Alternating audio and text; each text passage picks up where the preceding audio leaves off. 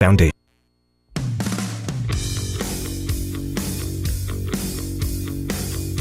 It is a KCIM Sports Rewind here on 1380 AM, 95.1 FM, a KCIM, CB Sports Network Rewind here for you today on this Tuesday. And we have got a pretty cool guest in the studio, I think, with us today. Going to be talking, before we know it, Merchants Baseball will be here back in Carroll. Jim Allen, one of the, are you a chairperson, a co-chair, vice president? We generally call ourselves a gang. But I would say I'm a co-chairperson of the exec committee. It's John Perrin, me, Chris Whitaker, and Rod Berg, along with a bunch of other volunteers. But we can sort of guide the team, yes. Jim, I know in talking with you and kind of dealing with you guys with the Merchants now for years, I don't know if anybody really understands the amount of time and effort that you guys put in each and every season during the off season in a way to get this stuff, ready to go. So kind of tell everybody, once this season ends, what's the process of getting ready for a next season for the Merchants? Well, the first thing we do is we high-five each other and have a cold adult beverage and celebrate another season. But, we take some time off and don't talk about it. But about January, or in December, we'll start to have a few gatherings and talk about the plans and what we need to do. And since everybody's been doing this for so long, we kind of have our own little duties and stay in our lane. But we'll start to talk about coaches and players because we renew coaches and players every season. Yeah. But, we've got to get housing lined up. We've got to get players lined up. That's the two key things that we have to do. You mentioned the key thing with the housing. How is housing going for you guys right now? Do you got housing for everybody? You're still looking for housing. If somebody is interested in housing, how do they reach out to you? Well, Tara Thompson, who does a great job, and she's been doing this. She lines up all the housing for us. As an email this morning, we're in excellent shape. But if someone wants to help out with that, with housing, they can reach out to me, Jim Allen. You can call Allen Distributing. You could reach out to John or Chris. But we're in good shape for housing right now. Jim, what does housing a player entail? I'm sure for every family it's a little different of how much they want to put into it. But what's kind of the ask of you guys for somebody that wants to house somebody? Well, it's nice if, excuse me, just you're opening your home to them. Mm-hmm. You lay out your rules. We have guidelines that we tell the players. Okay, this are the things we expect you to do and behave. But it's your house. They're your guest. A lot of people treat them like a son. Mm-hmm. Often they feed them. We do a stipend at the end of the year that really doesn't cover the total cost. But basically you've taken in someone to live with you and you share a season with them. We have great experiences. Mm-hmm. And I got to ask that with some of the parents and stuff, what has been the feedback from some of the former parents or still parents that have done housing in the past for you guys? Well, some have built relationships, have traveled to their games as these players advance up in their baseball career. Mm-hmm. Some people have quasi-adopted them in a sense, made them part of the family, gone to weddings, invite them home for holidays. So you bring them in, you build an attachment, you go to their games. The kids are on the road a lot. I mean, they're practicing and they're going on the road and some road trips. We're going to fit 40 games into a short summer schedule. So, and some kids do get jobs, not too many, but some do. So you've brought in another son. How big of a percentage do you feel it is of people that have housed for several years, and how many of those families in a way have almost maybe housed somebody every year that you guys have done this? I can't give you that exact number, but I do know that we've had families that have done it every year since we've been doing this. And we officially really ran this from 2017. Okay, 2016 was an experiment. And then we did the Pioneer League with the teams from Bancroft and north of us, and then that league fell apart, and we joined up with the Mink. So we're going on, 8 seasons? Yep. And that's pretty good. Talk about the community a minute, too, because I don't think that this would be anywhere possible without the support that you guys get from fans and everybody throughout the community with Merchants Baseball. Well, we're self-funded. Mm-hmm. We don't get any money from the city of Carroll to run a baseball team. So if it weren't for game sponsors, program sponsors, booster club sponsors, that's the revenue that we use to run this engine, and our budget is very high. So if it wasn't for that, the community support, there's no way this would work. You talk a little bit about how unique you guys are with that, because we were talking before the show. Clarinda's been owned by the same person, coached by the same person forever.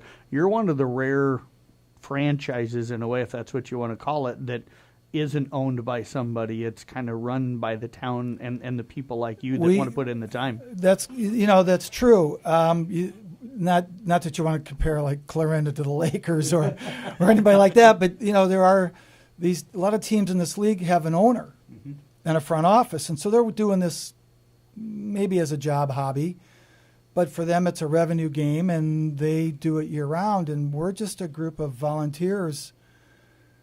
Besides the four of us, there's another group of people. Tom Hawcap, for example, he takes care of lining up all the PA people, and Jim Gredeman and Tim Lawler and Adam Webker line up the gate and the beer stand. And so everybody's got different tasks, and we just know what we do. But again, it's just all volunteers. And over time, we're going to probably need people stepping up. But for right now, things are in good shape. We are about where we normally are for this time of year, getting ready for the season. Talk about the team a little bit. We talked about housing and funding and all that stuff, but got a coach. It sounds like the roster is pretty much full. How many players are returning from last year's roster? None. And stuff like that? We have no returners. Wow. None. And the roster's full with the exception of pitchers. And the thing you run into when you get a season started, some kids will play, but their coach at the college level is saying, you're only going to throw so many innings. Now, if you're a catcher or a baseman, outfielder, you can bat and play all you want. But we do get occasionally some limitations on how much that kid can throw. And some kids come later because, injuries possibly. So teams, you might have a list. These are your kids, but you're not going to know until several days before the game if everybody's going to show up. Yeah.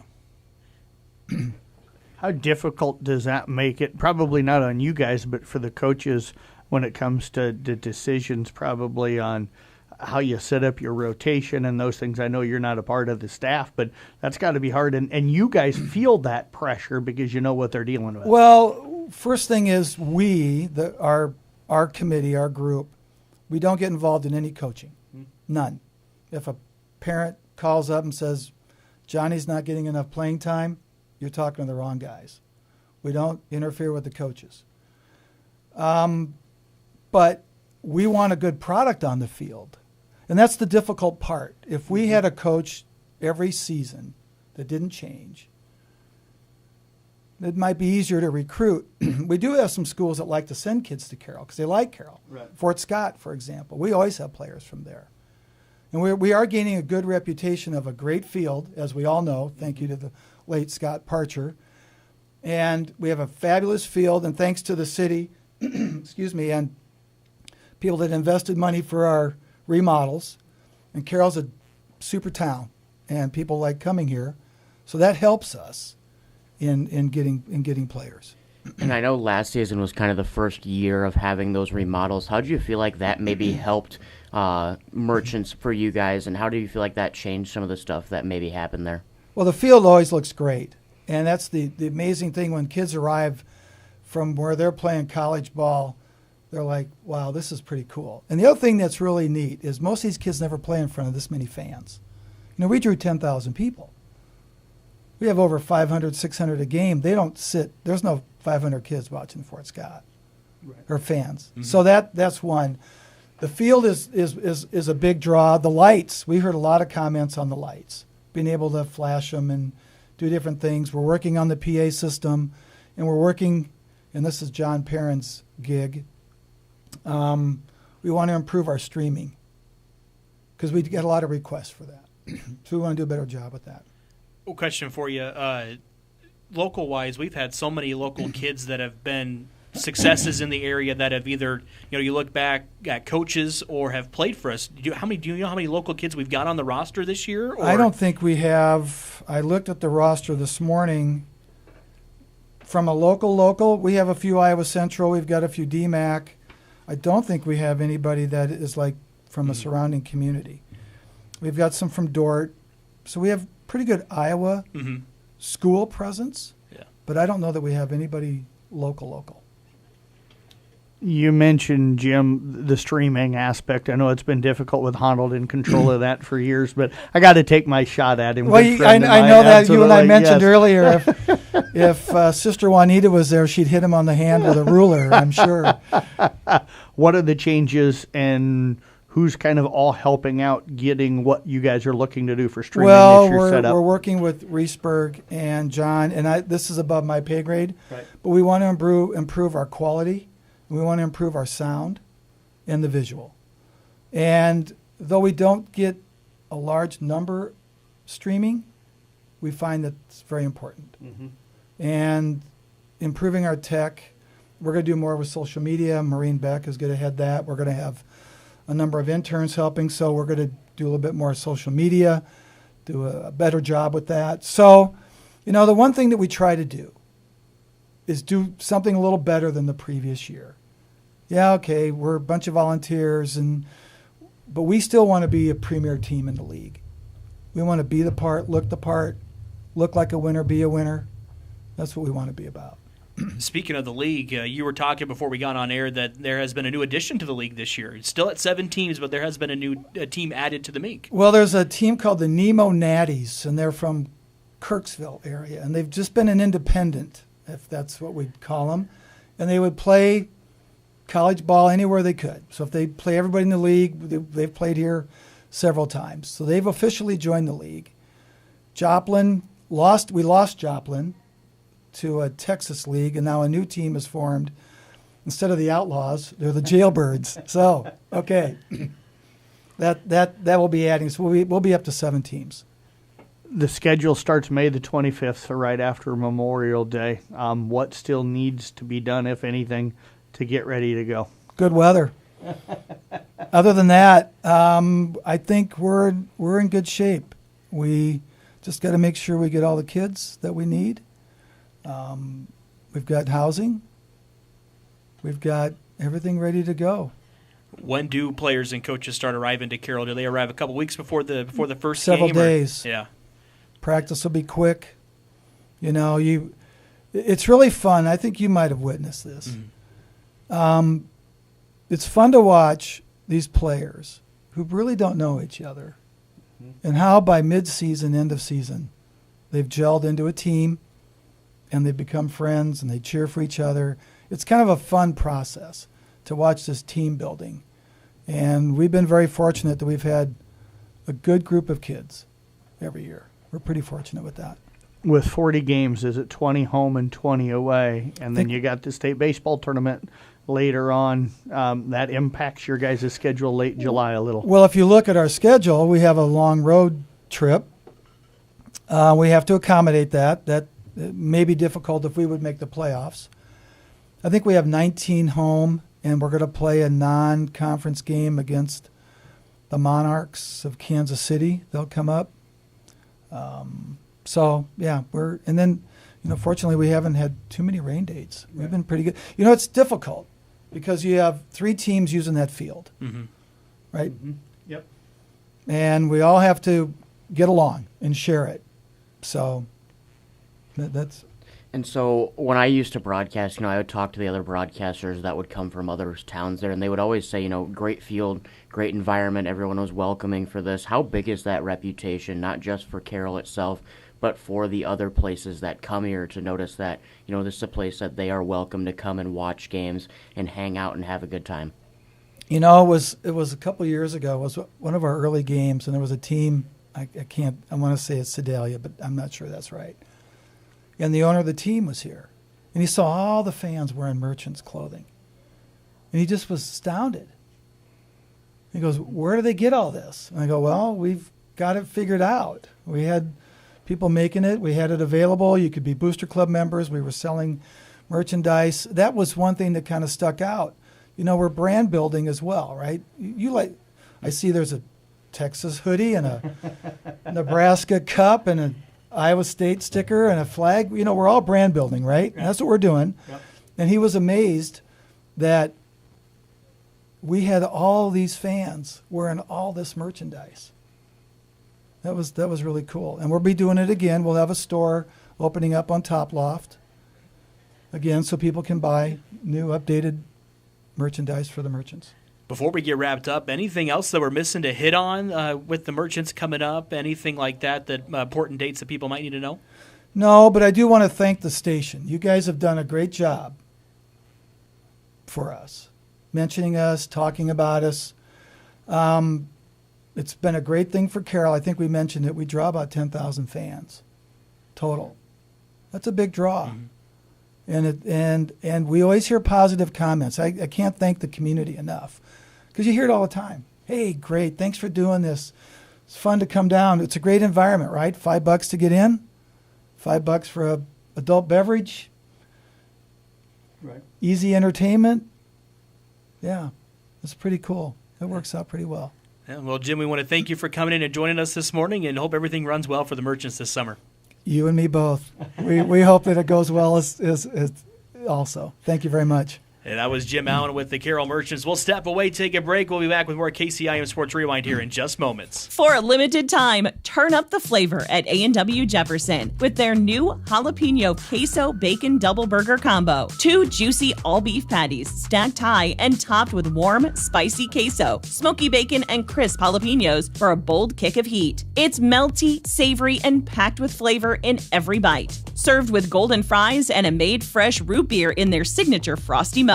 It's an all-American meal with a little Southwestern attitude, and then some. Hurry into A&W Jefferson and try the jalapeno queso bacon double burger combo today. Hi, this is Christy Pettibum, Certified Occupational Therapy Assistant with St. Anthony Rehab Services. At St. Anthony Rehab Services, we offer occupational therapy services for people of all ages. Occupational therapy is the evaluation of each individual's ability to participate in everyday activities, including things like grooming, cooking, bathing, feeding, dressing, medication management, and much more. We put together individualized treatments to regain strength, endurance, memory, problem solving, safety awareness, and many other areas of concern. We can even help modify the environment or implement suggestions for adaptive equipment in order to enhance their independence. The St. Anthony Rehab Services Department is dedicated to offering you or your loved ones the best in rehab services. To learn more about occupational therapy, please contact the St. Anthony Rehab Services. The results you want, the care you deserve. Don't let your attention drift while driving during planting season. Lens Insurance and Grinnell Mutual want your help by keeping farmers safe. They're busy and back on the roadways, so help us protect their well-being. Remember to use caution and share the road so we can all trust in tomorrow. Contact Lens Insurance, your local Grinnell Mutual agent, at 792-1700 today for all your insurance needs. Trust in Tomorrow is a registered trademark of Grinnell Mutual Reinsurance Company. The more you listen to your kids, the closer you'll be. So we asked kids, what do you want your parents to hear? I feel sometimes that I'm not listened to. I would just want you to listen to me more often and evaluate situations with me and lead me towards success. Listening is a form of love.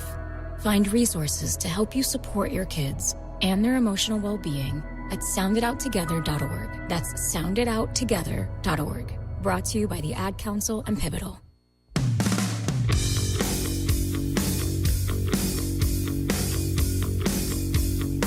We are back with the CB Sports Network Rewind Show here on 1380 AM, 95.1 FM, KCIM. Just got done talking with Jim Allen of the Carroll Merchants, and it sounds like everything's going good for them. They still do need some sponsorship, and Jim forgot to ask Jim about that. Yep. But if anybody that is out there, a business that does want to sponsor, reach out for them. I think you said they have a couple of games that they're kind of waiting to hear back. I think they've got some asks, but they're still open. So if you're a business and you'd love to be a part of what the Merchants do and sponsor a game, Chris Whitaker would probably be the guy to reach out to. But I'm sure if you reached out to John Perrin or to Chris Whitaker, G-Man, that they would, or Jim Allen, any of those guys would probably help you out. But just an amazing thing that they've been able to do. As Jim said, it's a community baseball team. This, people think of the Merchants and they think of those guys maybe owning it, but they don't. But they put in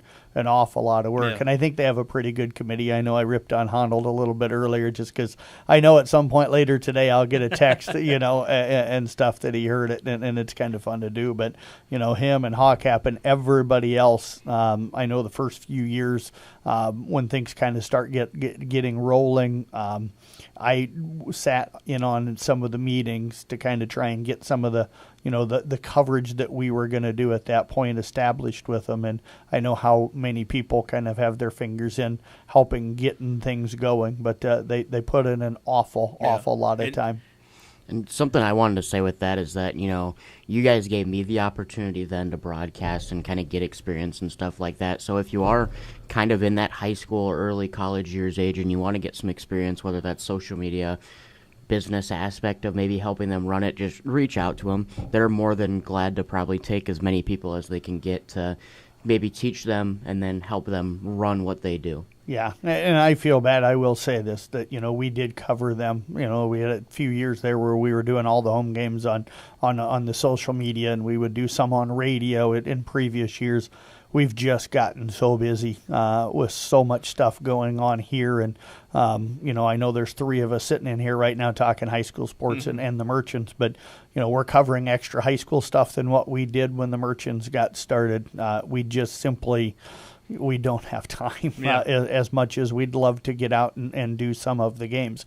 I know I had this conversation with Kim, a while back, and we talked about it. It's like a lot of times our only coverage day was Sunday. And when you're already doing, long days, Monday through Saturday, you need that a day to kind of recover. And Mason can tell you when you go out and do a doubleheader, you heard Jim kind of talk about it. Sometimes they just give a high five. Those are long days.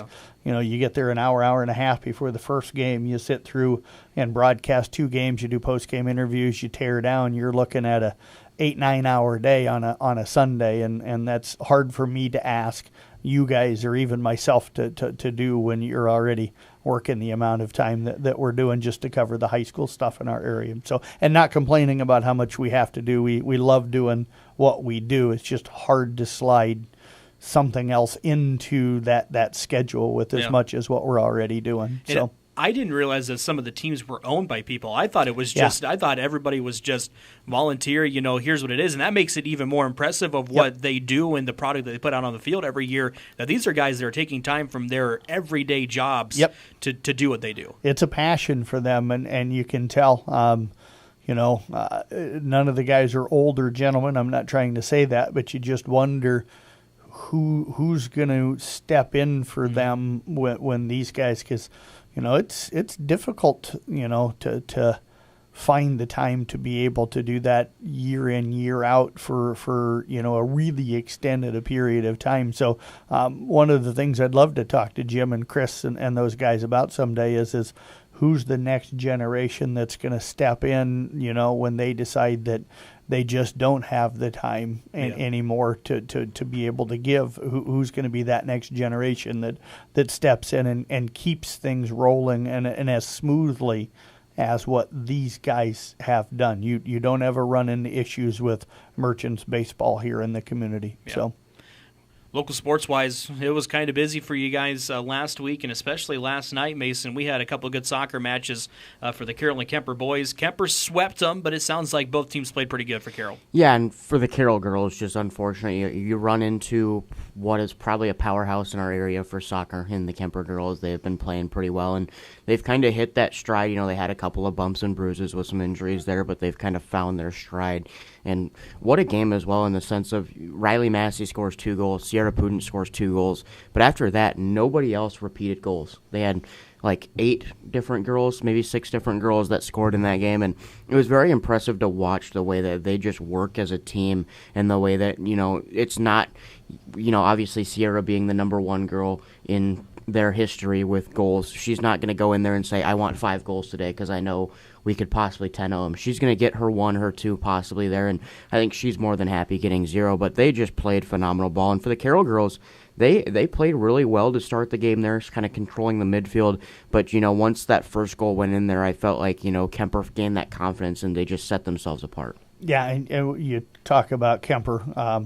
I got a chance to watch them last Friday against Storm Lake. First chance I'd had to see them this year. And, going into the year, everybody knew who Sierra Pudens was. You heard the rumors about, Riley Massey and that she plays a lot. And her dad, of course, is the coach. She grew up around the game. But they've got a lot of girls on that team. You got Kaylin Pudens, you got Kaylee Hausman, you got Yetmar, you got Cassie Lorman, who handles the ball as well as a freshman. You got Addie Entover in the back. This has really become a full team, and it's not just a Sierra Pudens, having to try and carry the team. And I think she's done an amazing job of realizing, like Mason said here a moment ago, she doesn't have to go out and score 5 goals. They've had some teams in the past that, had a great player that they kind of had to carry. There's no having to carry. This is a really team effort, and it's probably one of the deeper teams, that I've seen. And I know I missed some kids and just kind of rambling off some of the names off the top of my head. But, this is a deep team, and I think they're going to be a hard out because they share the ball extremely well. Sharing the ball, they've got so many girls on offense, too, that you have to worry about. Just like you mentioned Sierra, she's going to draw all the attention, but it opens up everything else for all these other girls to do what they do best. And I think that's what's going to make Kemper really, really, as you mentioned, a tough team. And I know you were doing homework. Riley's one of the leading assist ladies in the state, right? She's top 5 in assists, and I mean, for a girl that, moved from the defensive end of the ball to the offensive end of the ball, I said, there's no, you couldn't tell because she just goes out there and plays hard and plays physical. But, last night, Coach Massey said some of the bigger pieces, Lily Kasper in the middle last night, controlled the middle for them. And the biggest thing is that, when Carroll would go on the attack, Kemper's defense held in that line and was able to turn the ball back over and get it over onto the offensive end. Addie Entover, I seriously think, touched the ball once and had 0 saves that game because Kemper's defense just kept the ball away from the goal. And that's the second game in a row, at least, that they've done that because that was I remember Mason mentioning to me before I went to the Storm Lake game last Friday that, their defense is really good. And I'm like, I didn't really get to see the defense because the ball really never got past midfield. And I know the defensive girls are a part of that when they come up, towards midfield. But the ball's on their offensive end so much. I remember talking to Sierra Pudens and Riley Massey after the game, and I said, you put so much pressure on a defense, eventually it's going to crack. And it kind of sounded like in the second half that's what started to happen to Carroll. It was a 3-0 game at halftime. So the Tigers really were right into that one. But as you just mentioned, when Carroll didn't have the ball down on their offensive end, your defense can only take so much before it starts to break down a little bit and before the pressure gets to him. And it sounds a little bit like that's what happened because of what Kemper does so well. And the biggest thing Coach Massey said is that they started the game trying to force the ball to the middle, trying to get it to Sierra and Riley in the middle. And he said at halftime, girls, they're going to try and guard that middle because that's kind of the valuable point. So what they changed is that they said, get the ball to Cassie or Mackenzie on the outside, let them cross it in, and then go get it. And then right away, 38, 37, 30 mark, they score 3 in a row to make it 6-0 there. And it just looked like a completely different attack. They were attacking from the right, the left, the center, wherever they needed to be. They were getting the ball in there and were able to fundamentally break down that defense. The boys' game, we really felt like it was going to be a good one. I don't know if I anticipated a 1-0. When you looked at records, Carroll High was probably the favorite going in. What did Kemper do so well last night to kind of hold a team that averages about 15, 16 shots on goal a game, held them scoreless on the night? So they started the game out, and you kind of noticed this right away, and Jackson and I said it.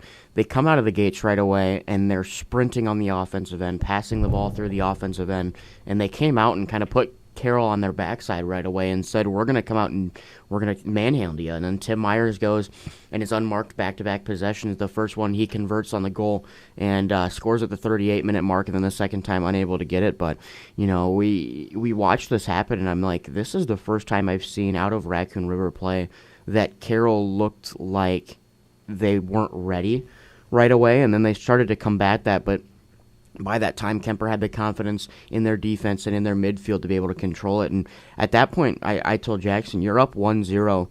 They don't really have to be as aggressive as they did to start the game, but Kemper still was, which allowed them to keep the ball on their offensive end. But, I give props to a couple of the guys out there, Tim Myers, Fletch Baiting, Charlie Mayhall, Brennan Benami, kind of controlling that middle and being able to reverse the ball back instead of allowing Carroll to go get a ton of touches in the offensive end of their field. I didn't get a chance to watch it, but do you think because Kemper's dominated that rivalry so much in the past that maybe Kemper had a little bit more juice coming into last night's game? I think the biggest thing as you look at it here is Carroll was expected to be good this season, and then Kemper came out, started the season off 0-3, and then they got to 2-3. And Ken Massey said this again in the postgame. The boys have the short-term goals that they set every game. They look only one game ahead, and they say, let's go get our first win. Let's go get another one. Let's go make it 500 now. And they came out there, and literally they didn't even, when I talked to them, didn't talk about, how much it meant to play Carroll. They just said, it's another game. Let's go get to 500, and let's get this thing rolling once again. So I think that they did a nice job of not making the game bigger than what it was supposed to be sometimes. How big has it been, the change of putting Charlie Mayhall down on the offensive end, because they seem like they've been a little different since then? It's been huge. I mean, when you look at what their offense brings, Drew Gassell, Fletch Baiting, Tim Myers, they're all guys. Obviously, Drew can facilitate through and get the ball through, but Fletch and Tim aren't super physically imposing guys. They're more of those speed guys that can control the ball. Charlie gives you that option of what I felt like Riley gave you on the girls' end, is that you have a guy that's going to go win 50-50 balls by using his body, and he's going to, make defenders worry about, am I going to be running into a guy that's going to run me over because he's going to want to get this ball. So I think that was the biggest thing, because Kemper's defense was solid with Creighton Halber, Brennan Vanami, and Nick Wernemont in the back, no matter what, if you're going to put Charlie Mayhall back there. But to put him in the front, I think, was more valuable for the offense than it was for the defense. For Carroll, you were sitting 5-2-1, best start maybe in program history. There were some expectations. I don't want to phrase it, that, oh boy, what's wrong, but what do they do from here, and how in a way do they recover? Because they're still a really good team, but this one's going to sting a little bit because they got to feel like this was that opportunity to get a big win against a program that's given them some trouble in the past. So how do they rebound from this? Just got to trust that, we are a good team, we're a good program. That's kind of the things that you say to each other there. And then you look at it and you say, we lost. Don't dwell on it. Don't look back and say, we could have done this, we could have done this. You got another game today in Boone. You look ahead at the schedule and you just say, it's moving on to the next game. But quick side note there, I kind of talked to Ethan Oshlund, who's done some games with us here, and had him come up to the booth for a minute to give his thoughts on what he's seen, because he's watched a lot of the Carroll games. And he made a point that kind of resonated with me with Jared Moore. He goes, Jared Moore is the most polished non-soccer player to ever play the game of soccer at the high school level he's seen. Right. And you saw that the last night there, Jared coming out of the goal, getting the balls that, other goalies wouldn't go get because they're worried about not protecting the goal. He dove on the ground, and if you saw Jeff Storyhan's shot from last night, dove on the ground, took a boot from Charlie Mayhall to the stomach. Mayhall goes over him, but he still holds onto that ball and gets up and is ready to go. But, for Carroll, for me, the biggest thing is sharing the ball, playing like a team. Because I said on the thing, they talk so much about, we're a family, this is a family sport, share the ball there. Last night it kind of felt like when times got tough, they weren't able to share the ball as effectively and run as a group. So to get back to that like they did in the early part of the season is going to be huge for them. So a tough question for you here.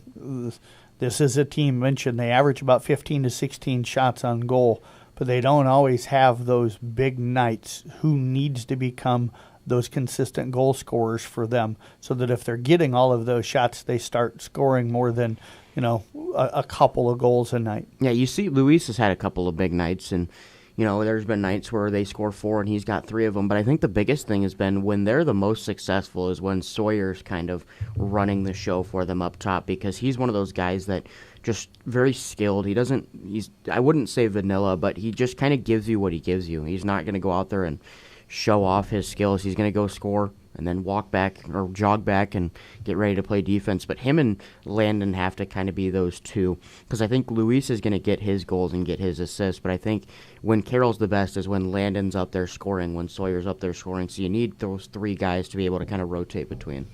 So since the last time we had the show last Tuesday, you also saw East Sac County last week against Kemper. I know the East Sac boys didn't play last night. Girls got beat by a pretty good Panorama program. Carla Blasi is really good up there. What did you see from East Sac County as we stay with soccer? They are, for the girls, one of the most physical midfields I've seen, between Sarah Bontrager, Jordan Carroll. I mean, they're physical in the midfield, but I was impressed with Danae Thayer in the goal box. She's one of those goalies that, isn't afraid to dive and hit the ground hard and, keep the ball away from the goal. But obviously we talk about Carla, they're phenomenal athlete, phenomenal goal scorer. Even, Coach Massey coming up after the ESAC game said she's about what you asked for in a high school soccer girl. But they've just got some work to do, obviously. They've got some injury bugs going on. Chloe Barrett not playing this season for them. Carla Blasi a little banged up in there as well. But they've just got to find their stride, have everyone healthy and ready to go. And I think Coach Bob Babe is just hoping that time when they find their stride is later in the season. They don't hit their peak early in the year. How about the boys? Just a couple of struggles. I mean, you've got some guys that are some good pieces, but they've also lost some of their guys to track. Mm-hmm. You have Riley Aragon, who's their leading goal scorer, who runs in track, and he's kind of prioritized that with him going to college and running. So you've got the pieces to do it. They just haven't really found that second gear, in my opinion, because when you watched them against Kemper, they were right in it for a little bit, but then Kemper found that second gear and was able to go score a couple of goals. I didn't think that ESAC had that second gear in them that night, and we'll see on Thursday when they play against Carroll. They just got to find, when you get to that second half, when you get to that 20-minute mark in the second half, that second gear of we're tired, but we still need to do the things correctly to be able to pull out a win. Drake Relays was over the weekend, too, and Yep. everything like that. We had quite a few kids going down and participating with some good showings. I know Jeff was staying on top of all that stuff that we had going on at Drake. 3 4x1 teams, a couple high jumpers, Yep. Tristan in the discus. Am I missing anybody else that was down there? No. So you had Lual and Trayvon in the high jump. You had Tristan in the discus, and then you had the three relay teams. And I was just getting ready to pull up, because I can't remember off the top of my head exactly where everybody finished on Saturday. So I'll pull those up here real quick, because the 4x100 teams ran on Saturday morning. The IK Manning girls, I know Coach Peterson down there told me that they ran a really clean race, just short of their PR, which they had set to get into that down at ACGC, but they finished up 85th in a time of 51:71 with Anna Stangl, Olivia Lindy, Araya Miners, and Kayla Rasmussen. The Carroll boys ran a good, strong race. I know they had a busy day. They had to get back and get ready for prom on Saturday night, so I'm sure they were probably glad that the prelims were early in the day, and that gave them time to be able to get back. I know guys like Mason, it takes him a couple hours to get his hair ready in the day, so so right. I woke up, took a shower, and walked in here. That's about all you get. All right, we'll talk about that here in just a second. But Carroll boys with Traven Childress, Camden King, Landon Merlin, Lual Thargiath finished in 77th, running a 44:15, and ICAM Manning took 86th in that same event with a time of 45:04. Davis Rasmussen, Zach Solberg, Brennan Morris, and Ashton Arnholtz were the group that made that up.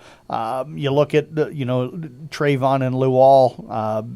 I know a lot of people were like, well, Trayvon just got 6'9". How did he go out on 6'6"? Well, high jump's not. It's one of those things where you have that night where everything's right and everything's perfect, and you clear a lot, and then maybe the next day it's not quite as perfect, and still had a really good day. Got 6'2" and 6'4" on his first attempt. Went out on 6'6" to finish up in 7th place. I think the young man that won it, and I forget where he was from, got 7 foot. Waukee.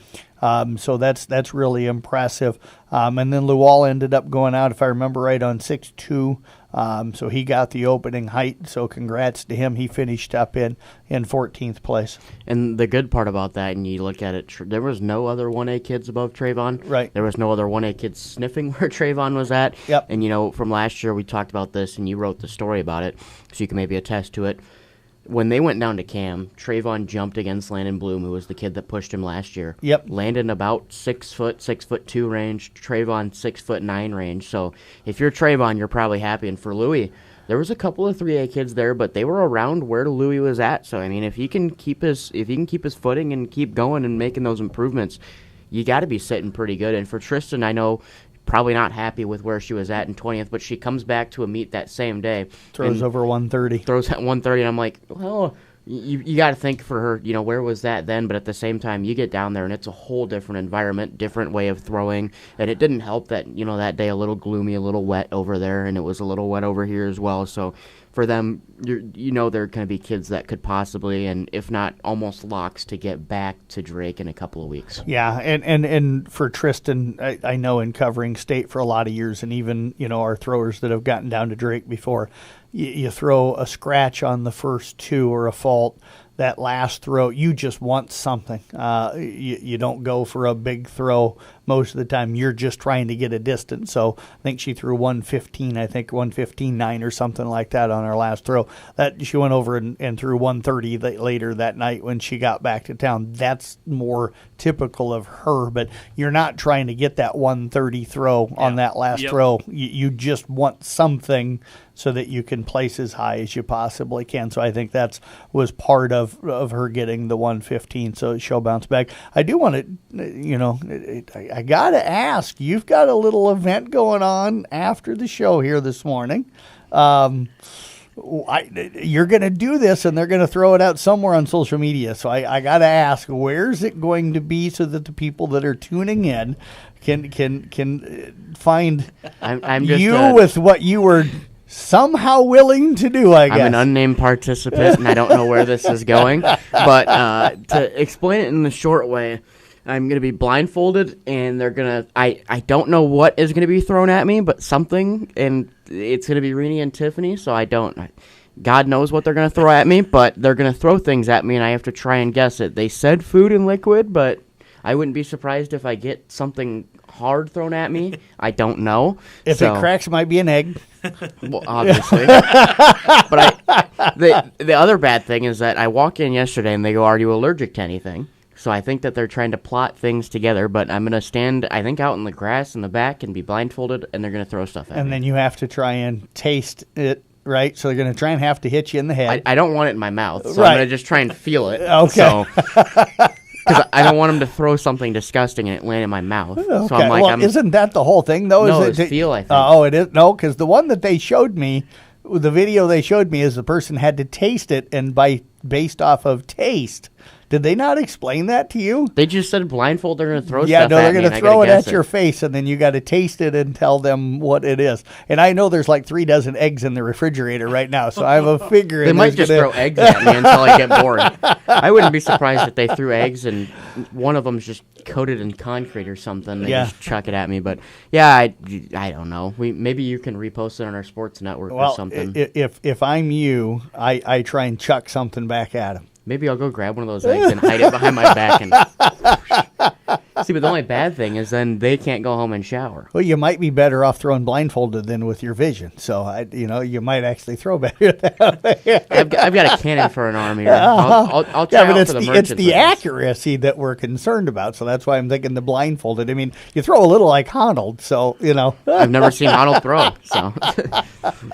We will step away. We'll take one more break. Back talking some more local sports here on KCIM Sports Rewind. As the athletes at your house prepare for hard work and fun of the season, remember that St. Anthony Rehab Services provides physical therapy for any sports injury that may sideline your member of the team. Sports injuries can plague kids of all ages and keep them from playing the sport they love. Athletes will be under the direct supervision of a certified and licensed healthcare professional in the newly renovated sports performance facility. If an injury is keeping your athlete out of the game, call St. Anthony Rehabilitation Services at 794-5000 for sports injury and treatment rehab. At National Geographic Society, we believe in the power of wonder. It drives us to explore, pushes us to see the world differently. moves us to action. And we believe that today, wonder is more essential than ever. Wow. That's why we're supporting a new generation of explorers to ask big questions, make breakthroughs, and bring the future closer. Wonder awaits. Will you join us? Visit natgeo.org/wonder.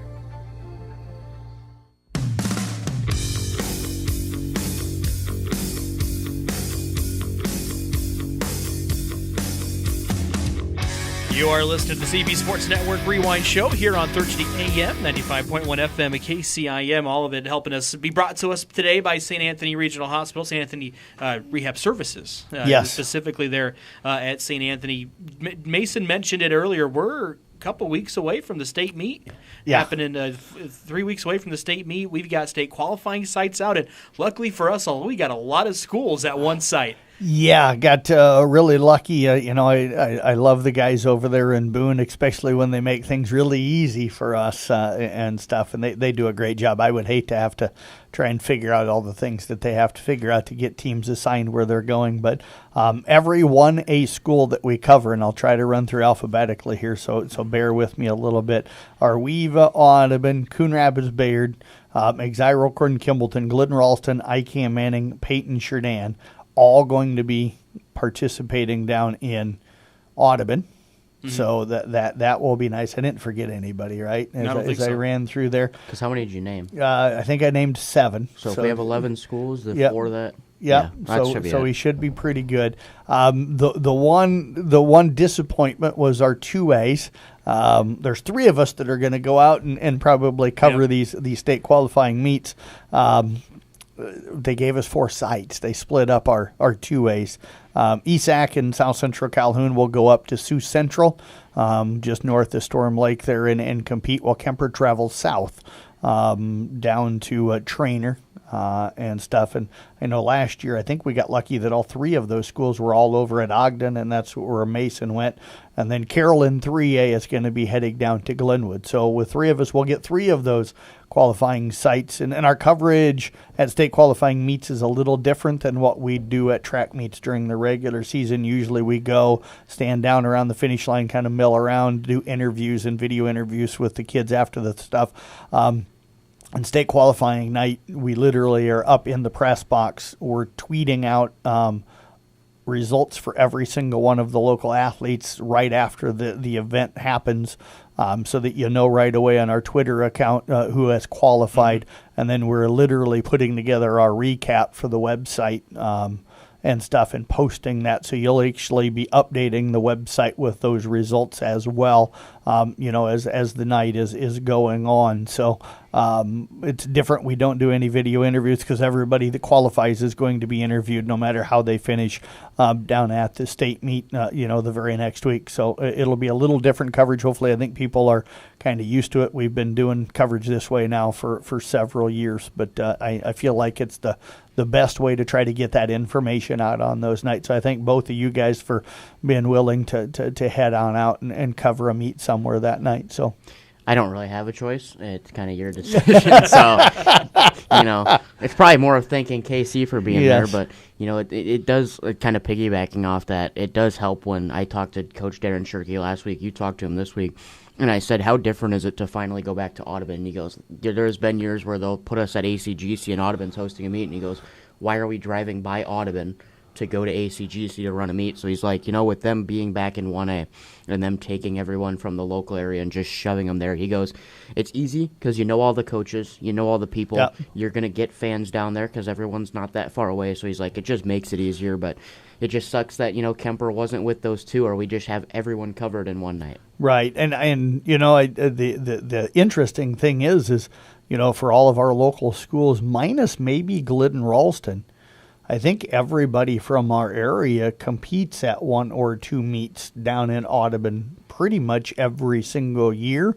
So, and Audubon does, Sean and Sean Burks and, Randy Speece and everybody else that helps down there, Christy Nielsen, they do an absolutely wonderful job of running track meets. They are some of the elite track meets that you go to as far as the way they're run. And I'm so glad when they get a host, not just because all of our area schools most of the time get to go there, but I've had it before where Peyton Sheridan's gotten sent north So it's nice to see. But even Peyton Shadan competes down there during the regular season. So, I talked to Kevin Brown, the Exira and Kimballton track coach, last week, and that was one of the things he brought up. It's almost like a home track meet for them because it's right up the road. But you look at Ike and Manning, you look at Arweva, they compete down there 2 or 3 times a year in meets. It's not a home meet, but they're very comfortable with everything and how everything works and everything else. And we talk about that tonight. I think almost all of those teams, if not all of them, are down there tonight for a track meet. I mean, you look at it, I think Ike Manning, Peyton Shadan, Audubon, Exira, all going to be running down at Audubon tonight. So you kind of get that later in the season feel with this right now, and you're going to look at it and say, this is a track meet you focus on because this is the track you're running on, some of the schools you're running against. So you kind of treat it more of this is a trial run.